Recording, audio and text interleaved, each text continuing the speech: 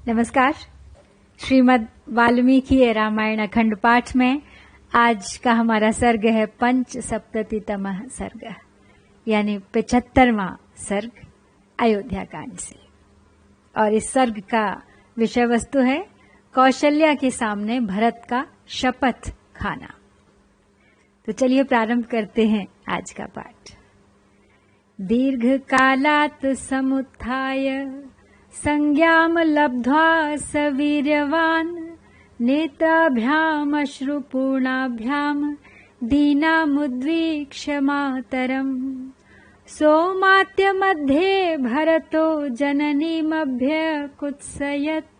राज्यं न कामये जातुमन्त्रये नापि मातरम् अभिषेकं न जानामि यो भूतराज्ञा समीक्षितः विप्रकृष्टे ह्यहं देशे शत्रुघ्न सहितो अभवम् वनवासं न जानामि रामस्याहं महात्मनः विवासनं च सौमित्रेः सीतायाश्च यथा भवत् तथैव क्रोशतस्तस्य भरतस्य महात्मनः कौसल्या शब्दमाज्ञाय सुमित्रां च इदम् अब्रवीत्।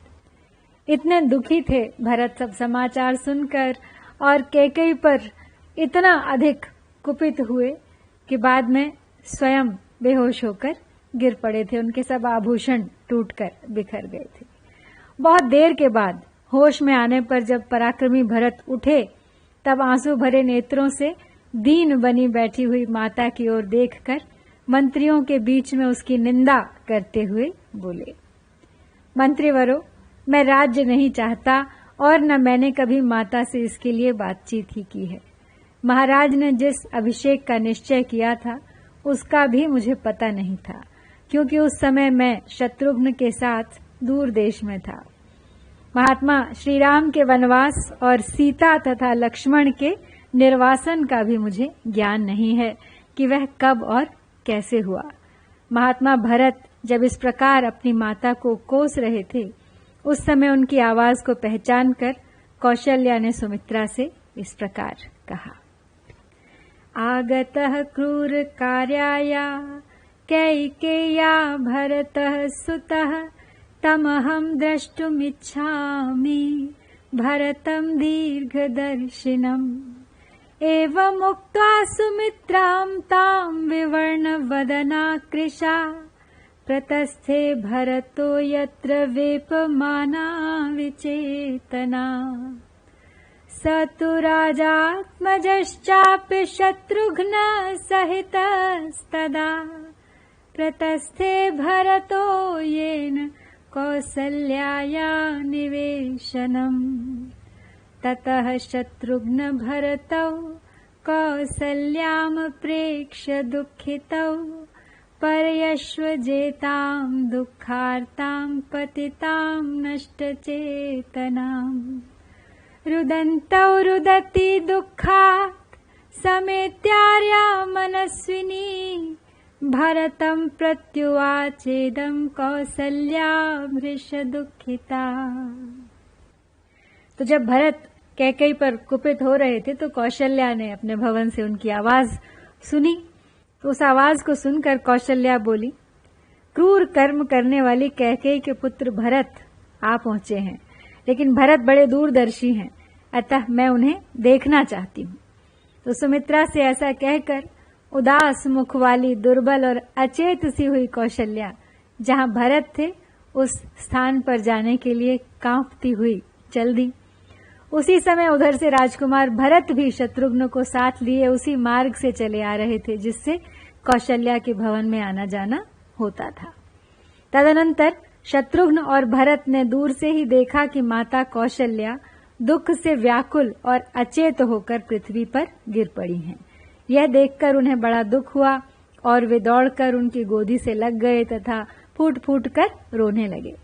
आर्या मनस्विनी कौशल्या भी दुख से रो पड़ी और उन्हें छाती से लगाकर अत्यंत दुखित हो भरत से इस प्रकार बोली, इदं ते राज्यकामस्य राज्यं प्राप्तम कंटकम् सम्प्राप्तं बत कैकेय्या शीघ्रं क्रूरेण कर्मणा प्रस्थाप्य चिरवसनं पुत्रं मे वनवासिनं कैकेयीकं गुणं तत्र पश्यन्ति क्रूरदर्शिनी क्षिप्रं मामपि कैकेयी प्रस्थापयितुम् अर्हति हिरण्यनाभो यत्रास्ते सुतो मे सुमहायशाः अथवा स्वयमेवाहं सुमित्रानुचरा सुखम् अग्निहोत्रं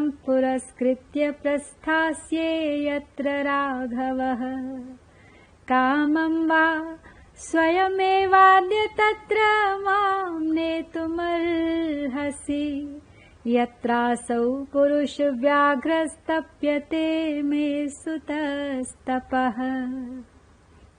तो कौशल्या भरत को छाती से लगा के कहने लगी, बेटा तुम राज्य चाहते थे ना, सो यह निष्कंटक राज्य तुम्हें प्राप्त हो गया, किंतु खेद यही है कि कैकेयी ने जल्दी के कारण बड़े क्रूर कर्म के द्वारा इसे पाया है। क्रूरतापूर्ण दृष्टि रखने वाली कैकेयी न जाने इसमें कौन सा लाभ देखती थी कि उसने मेरे बेटे को चीर वस्त्र पहनाकर वन में भेज दिया और उसे वनवासी बना दिया। अब कैकेयी को चाहिए कि मुझे भी शीघ्र ही उसी स्थान पर भेज दे जहां इस समय सुवर्णमयी नाभि से सुशोभित मेरे महायशस्वी पुत्र श्री राम हैं, अथवा सुमित्रा को साथ लेकर और अग्निहोत्र को आगे करके मैं स्वयं ही सुखपूर्वक उस स्थान को प्रस्थान करूंगी जहां श्री राम निवास करते हैं, अथवा तुम स्वयं ही अपनी इच्छा के अनुसार अब मुझे वहीं पहुंचा दो जहां मेरे पुत्र पुरुष सिंह श्री राम तप कर रहे हैं। इदं हि तव विस्तीर्णं धन धान्य समाचितं हस्त्यश्वरथ सम्पूर्णं राज्यं निर्यातितं तया इत्यादि बहुभिर्वाक्यैः क्रूरैः संभत्सितो अनघः विव्यथे भरतो अतीव व्रणे तुद्येव सूचिना पपात चरणौ तस्यास्तदा सम्भ्रान्त चेतनः विलप्य बहुधा संज्ञो लब्ध संज्ञस्तदा भव एवं विलपमानां तां प्राञ्जलिर्भरतस्तदा कौसल्यां प्रत्युवाचेदं शोकैर्बहुभिरावृताम् आर्यस्माद् जानन्तं गर्हसे मां कल्मषं विपुलां च मम प्रीतिं स्थितां जानासि राघवे। तो कौशल्या भरत से निवेदन कर रही हैं कि मुझे श्री राम के पास पहुंचा दो। यह धन धान्य से संपन्न तथा हाथी घोड़े एवं रथों से भरा पूरा विस्तृत राज्य कैकेयी ने श्री राम से छीनकर तुम्हें दिलाया है। इस तरह की बहुत सी और कठोर बातें कहकर जब कौशल्या ने निरपराध भरत की भर्त्सना की तब उनको बड़ी पीड़ा हुई, मानो किसी ने घाव में सुई चुभो दी हो। वे कौशल्या के चरणों में गिर पड़े। उस समय उनके चित्त में बड़ी घबराहट थी। वे बारंबार विलाप करके अचेत हो गए। थोड़ी देर बाद उन्हें फिर चेत हुआ। तब भरत अनेक प्रकार के शोकों से घिरी हुई और पूर्वोक्त रूप से विलाप करती हुई माता कौशल्या से हाथ जोड़कर इस प्रकार बोले, आर्य, यहाँ जो कुछ हुआ है इसकी मुझे बिल्कुल जानकारी नहीं थी। मैं सर्वथा निरपराध हूँ, तो भी आप मुझे दोष दे रही हैं। आप तो जानती ही हैं कि श्री रघुनाथ जी में मेरा कितना प्रगाढ़ प्रेम है। कृत शास्त्रानुगा बुद्धिर्मा भूत तस्य कदाचन सत्यसन्धः सत्तां श्रेष्ठो यस्यार्यो अनुमते गतः प्रेष्यं पापीयसां यातु सूर्यं च प्रतिमेहतु हन्तु पादेन गाः सुप्ता यस्यार्यो अनुमते गतः कारयित्वा महत्कर्म भर्ता भृत्यमनर्थकम् अधर्मो अयोस्य सोऽस्यास्तु यस्यार्यो अनुमते गतः परिपालयमानस्य राज्ञो भूतानि पुत्रवत् ततस्तु द्रुह्यताम् पापं यस्यार्यो अनुमते गतः बलिशङ्भागमुद्धृत्य नृपस्यारक्षितुः प्रजाः अधर्मो यो अस्य सोऽस्यास्तु यस्यार्यो अनुमते गतः। भरत अब कौशल्या माता से अपनी बात कहते हैं कि मेरा इसमें कोई दोष नहीं है, मेरा तो श्री राम से बहुत प्रगाढ़ प्रेम है।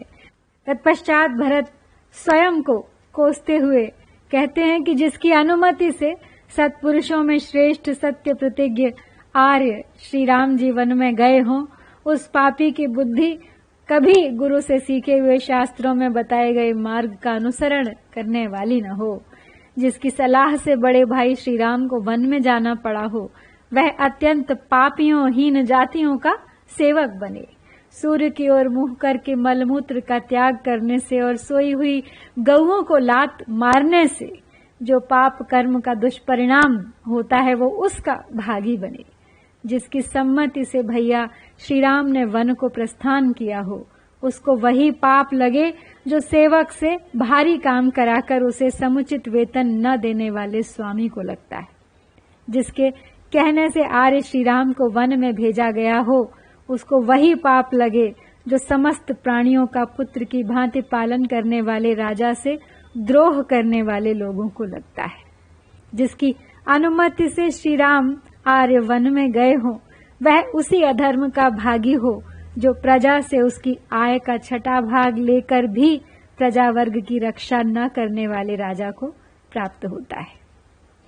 संश्रुत्य च तपस्विभ्यः सत्रे वै यज्ञ दक्षिणाम् ताम चापलपताम् पापम यस्यार्यो अनुमते गतः हस्त्यश्वरथ संबाधे युद्धे शस्त्र समाकुले मास्मकार्षीत सताम् धर्मम् यस्यार्यो अनुमते गतः उपदिष्टम् सुसूक्ष्मार्थम् शास्त्रम् यत्नेन धीमता स नाशयतु दुष्टात्मा यस्यार्यो अनुमते गतः माचतम् व्यूढबाह्वंसम् चन्द्रभास्कर तेजसम् द्राक्षीद् राज्यस्थमासीनम् यस्यार्यो अनुमते गतः पायसम् कृत्सरम् छागम् वृथा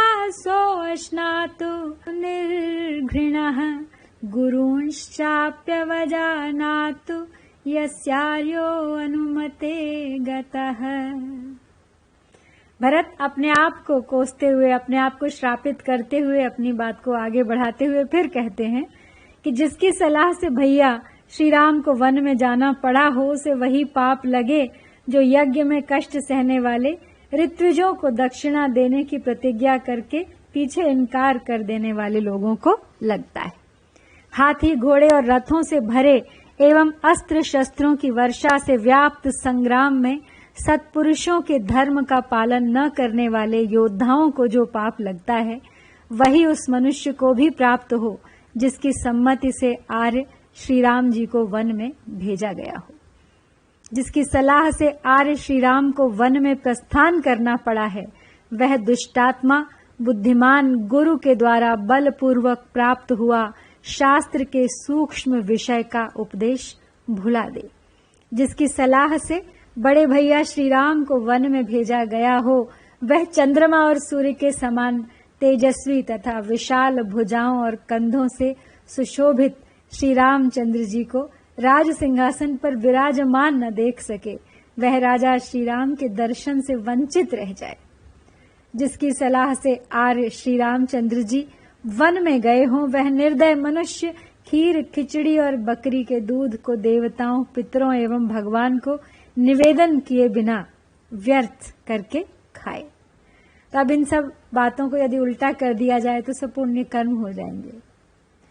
गाश्च स्पृशतु पादेन गुरून् परिवदेत च मित्रे द्रुह्येत सोऽत्यर्थम् यस्यार्यो अनुमते गतः विश्वासात् कथितम् किञ्चित् परिवादम् मिथः क्वचित् विवृणोतु स दुष्टात्मा यस्यार्यो अनुमते गतः अकर्ता चाकृतज्ञश्च त्यक्तात्मा निरपत्रपः लोके भवतु विद्विष्टो यस्यार्यो अनुमते गतः पुत्रैर्दासैश्च भृत्यैश्च स्वगृहे परिवारितः स एको मृष्टमश्नातु यस्यार्यो अनुमते गतः अप्राप्य सदृशान्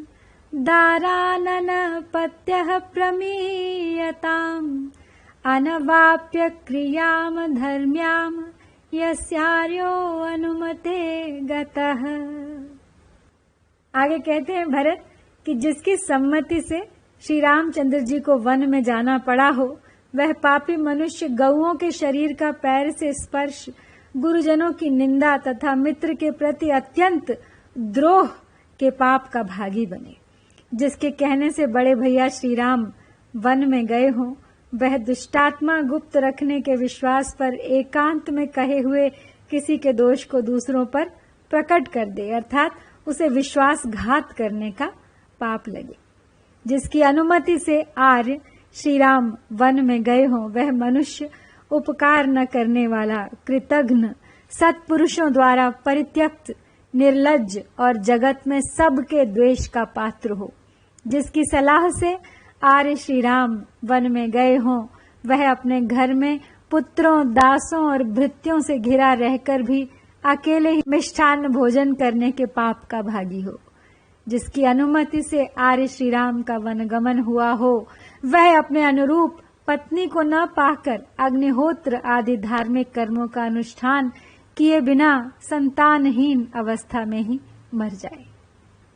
मात्मनः संततिम द्राक्षीत् स्वेषु दारेषु दुःखितः आयुः समग्रम् अप्राप्य यस्यार्यो अनुमते गतः राजस्त्री बाल वृद्धानां वधे यत् पापमुच्यते भृत्य त्यागे च यत् पापं तत् पापं प्रतिपद्यताम् लाक्षया मधुमांसेन लोहेन च विषेण च सदैव बिभ्रियात् भृत्यान् यस्यार्यो अनुमते गतः संग्रामे समुपोढे च शत्रुपक्ष भयंकरे पलायमानो वध्येत यस्यार्यो अनुमते गतः कपालपाणिः पृथ्वी मटतां चिरसंवृतः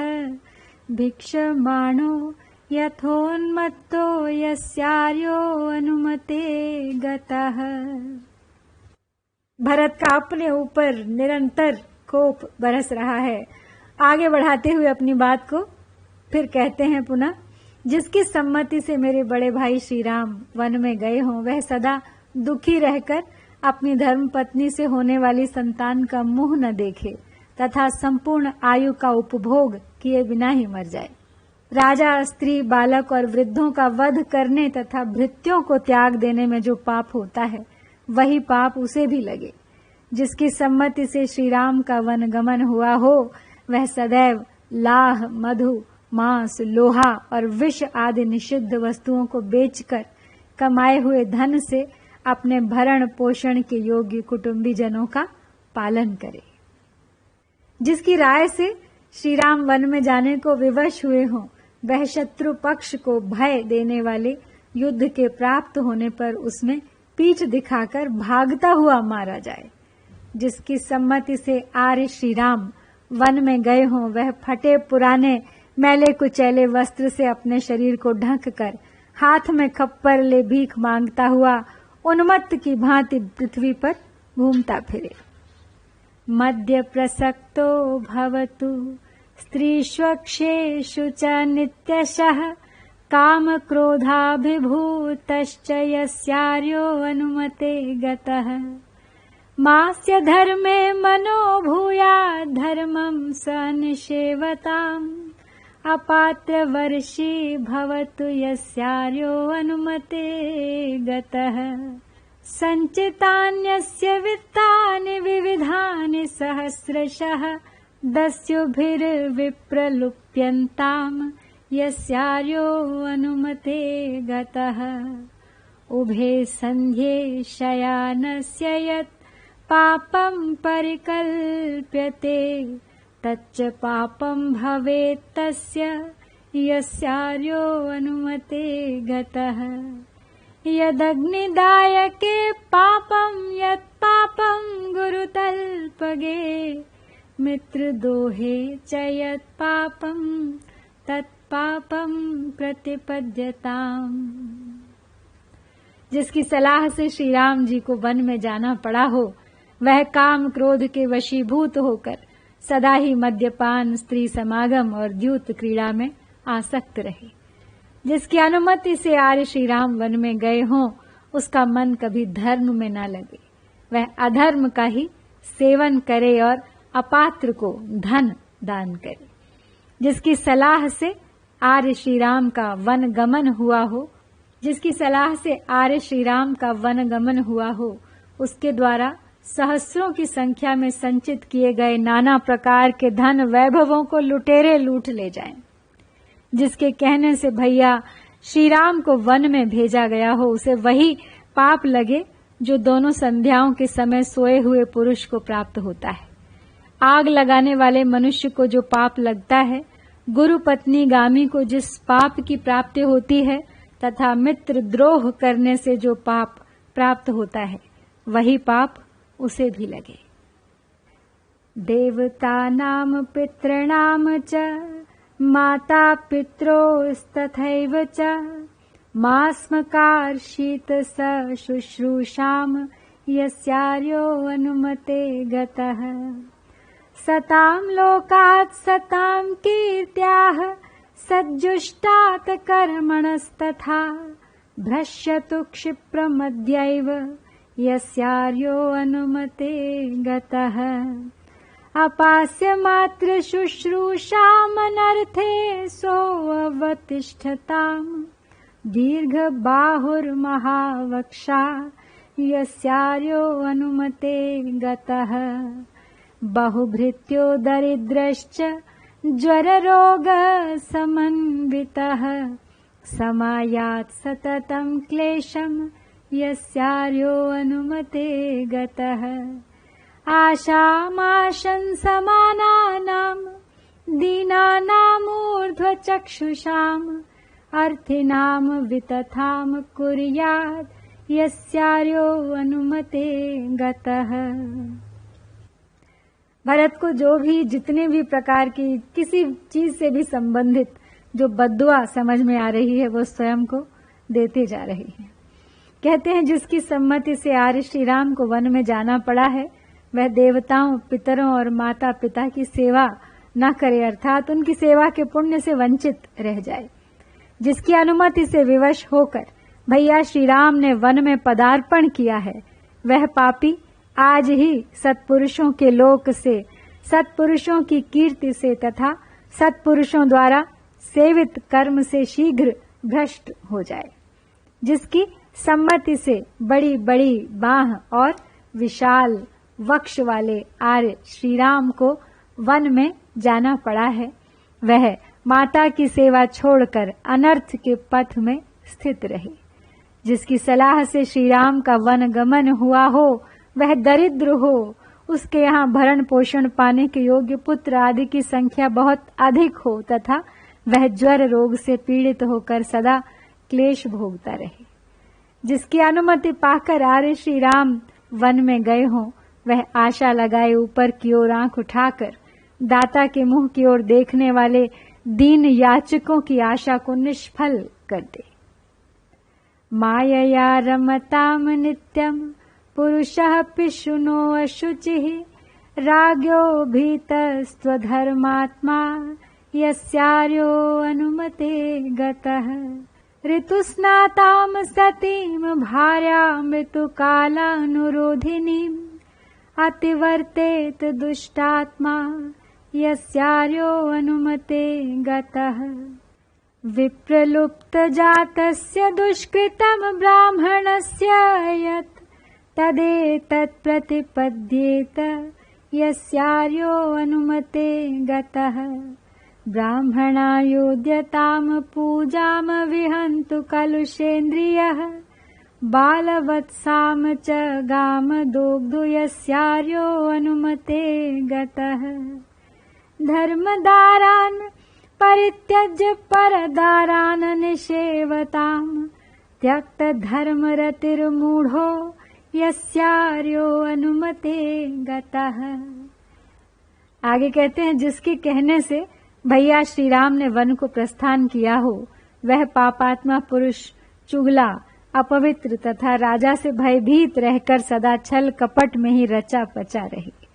जिसके परामर्श से आर्य का वन गमन हुआ हो, वह दुष्टात्मा ऋतु स्नान काल प्राप्त होने के कारण अपने पास आई हुई सती साध्वी ऋतु स्नाना पत्नी को ठुकरा दे, यानी उसकी इच्छा न पूर्ण करने के पाप का भागी हो। जिसकी सलाह से मेरे बड़े भाई को वन में जाना पड़ा हो, उसको वही पाप लगे जो अन्न आदि का दान न करने अथवा स्त्री से द्वेष रखने के कारण नष्ट हुई संतान वाले ब्राह्मण को प्राप्त होता है। जिसकी राय से आर्य ने वन में पदार्पण किया हो, वह मलिन इंद्रिय वाला पुरुष ब्राह्मण के लिए की जाती हुई पूजा में विघ्न डाल दे और छोटे बछड़े वाली यानी 10 दिन के भीतर की ब्याही हुई गाय का दूध दुहे। जिसने आर्य श्री राम के वन गमन की अनुमति दी हो, वह मूढ़ धर्म पत्नी को छोड़ पर स्त्री का सेवन करे तथा धर्म विषयक अनुराग को त्याग दे, अर्थात इन सभी पापों के दुष्परिणाम का भागी बने। पानीय दूषके पापम तथैव विषदायके यत्तदेकः स लभताम यस्यार्यो अनुमते गतः त्रिशार्तम सति पानीये विप्रलम्भेन योजयन् यत् पापम लभते तत् स्याद् यस्यार्यो अनुमते गतः भक्त्या विवदमानेषु मार्गमाश्रित्य पश्यतः तेन पापेन युज्येत यस्यार्यो अनुमते गतः एवमाश्वासयन्नेव दुःखार्तो अनुपपातः विहीनां पतिपुत्राभ्यां कौसल्यां पार्थिवात्मजः तदा तं शपटैः कष्टैः शपमानमचेतनम् भरतं शोकसन्तप्तं कौशल्या वाक्यमब्रवीत्। भरत का कोई दोष नहीं है, लेकिन फिर भी भीतर ही भीतर वो अपने आप को इस बात का दोषी मान रहे हैं। शायद इसीलिए स्वयं पर इतना रोष प्रकट कर रहे हैं। तो आगे कहते हैं, पानी को गंदा करने वाले तथा दूसरों को जहर देने वाले मनुष्य को जो पाप लगता है, वह सारा पाप अकेला वही प्राप्त करे जिसकी अनुमति से विवश होकर आर्य श्री राम को वन में जाना पड़ा है। जिसकी सम्मति से आर्य का वन गमन हुआ हो, उसे वही पाप प्राप्त हो जो पानी होते हुए भी प्यासे को उससे वंचित कर देने वाले मनुष्य को लगता है।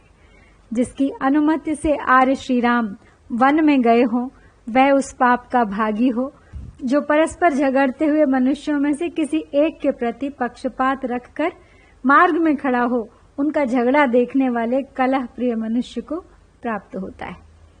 इस प्रकार पति और पुत्र से बिछड़ी हुई कौशल्या को शपथ के द्वारा आश्वासन देते हुए राजकुमार भरत दुख से व्याकुल होकर पुनः पृथ्वी पर गिर पड़े। उस समय दुष्कर शपथों द्वारा अपनी सफाई देते हुए शोक संतप्त एवं अचेत भरत से कौशल्या ने फिर इस प्रकार कहा, मम दुःखमिदं पुत्र भूयः समुपजायते शपथैः शपमानो हि प्राणानुपरुणत्सि मे। दिष्टया न चलितो धर्मादात्मा ते सह लक्षणः। वत्स सत्य प्रतिज्ञो हि सताम् लोकान् वाप्स्यसि। इत्युक्त्वा चाङ्कमानीय भरतं भ्रातृवत्सलं परिष्वज्य महाबाहुं रुरोद भृशदुःखिता। एवं विलपमानस्य दुःखार्तस्य महात्मनः मोहाच्च शोकसंरम्भात् बभूव लुलितं मनः।